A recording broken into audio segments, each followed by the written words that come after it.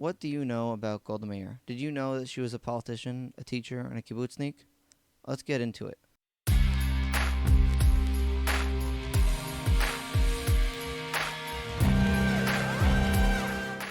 Golda Meir was born on May 3rd, 1893. She was, as I said, a politician. She was a teacher. She learned in the U.S., and she was a kibbutznik.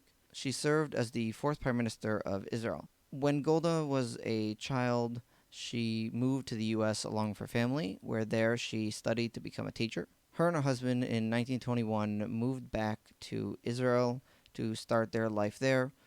When I say her and her husband, it was more Golda moved back and her husband was kind of forced to, because that's just the type of woman that she was. Once she came to Israel early on in her political career, she joined the Jewish Agency. When she was in the Jewish Agency, she helped raise funds for the creation of Israel and the War of Independence.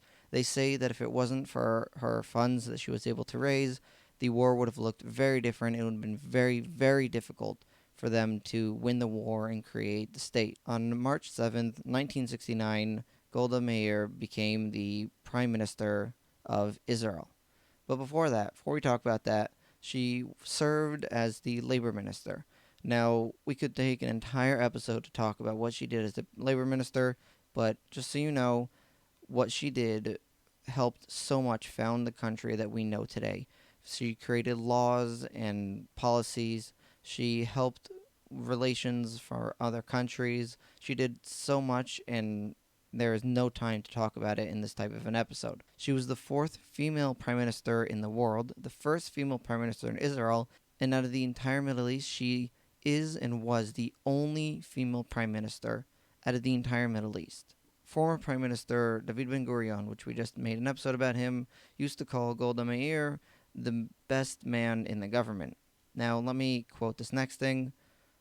She was often portrayed as the strong-willed, straight-talking, grey-burned grandmother of the Jewish people. That's just the type of personality she had, but sadly, most people know her as the government that failed us during the Yom Kippur War, where the generals of the IDF warned the government that a war was approaching and that we should prepare for it.